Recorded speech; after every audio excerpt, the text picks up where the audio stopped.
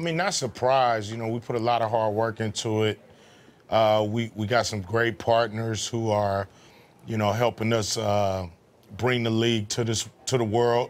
And, you know, we were hoping to be in this position. You know, we believe in 3-on-3 basketball, and we feel like, you know, in the summer, it's an audience out there for this league, and now people are starting to come to the party. So we're pleasantly surprised. Jeff, how have you grown attendance and the sport's popularity? I mean, it's only 2 years old at this point. Who is your demographic, and how has that changed, if at all, over the past 2 seasons? I mean, actually, our demographic is young compared to the more established sports. You know, 3-on-3 is accessible. It's what kids play in the street. It's the most popular played sport in the world. Cube and I spent a lot of time coming up with rules that really played into quickening the game, making it fast, making it exciting. And, you know, we're doing great with 18 to 34. I hear from all my friends how their kids love it. You know, so even though, you know, when we first came out with it, people thought, oh, older guys, they're going to get a nostalgia crowd.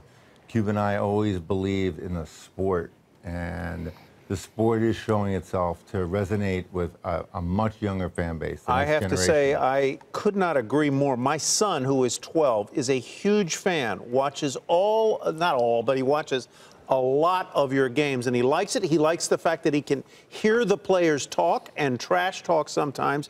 But Cube, will you explain to me why my son is so bloody fascinated with Brian Scalabrine? I mean, he's the white mamba. Everybody loves him. He's the mamba. You know what I mean? He's a cult figure. He gets, between him and Dr. J, they get the biggest applause in the building. And youngsters just love 3-on-3 because they play at school all the time. You know, I remember being at school playing a lot of 3-on-3 and just trying to get in the game before the bell ring. So, you know, the sport has a fan base that's young already because they do it, you know. It's hard to get a 5-on-5 game most of the time.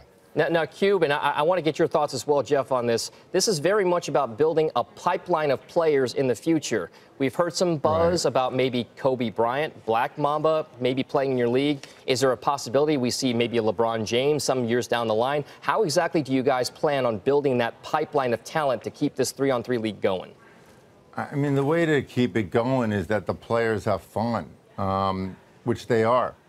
I mean, the reason why we've taken a quantum leap this year is, you know, originally people thought, oh, we're going to, you know, get together, just, you know, see your old friends and play some 3-on-3, and then a professional league broke out. So people realized year 2 that you have to train, that you have to still have that hunger to play. So, you know, the Kobes, the Jason Terrys, you know, the Vince Carters, the younger guys, you know, who are playing overseas. You know, when January and February roll around, if they got that itch and they're ready to work out and they really want to play, they'll do it.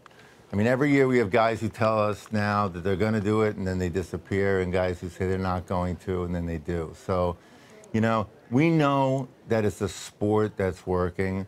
And the guys are having a good time. And that is part of why, you know, kids, they don't want to see people not have a good time. I mean, I'm a Knicks fan, and it's tough going to see. It's tough to be a Knicks fan, Let me tell you, right? I mean, I get some credit for hanging in there.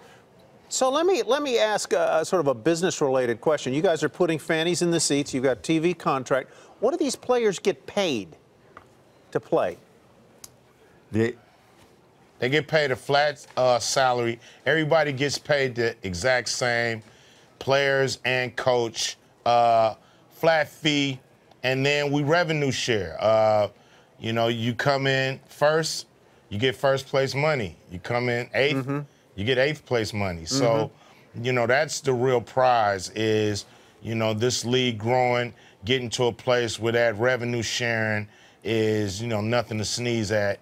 And, you know, we'll definitely see the league grow, you know, just from that, you know. And tomorrow night's game features Three's Company and Power. Three's Company coached by the great Michael Cooper, and Power coached by perhaps the even greater Nancy Lieberman, perhaps the biggest star in women's basketball. The two new coaches. Two new coaches. There are some of the other coaches there, and they're famous names, every single one of them.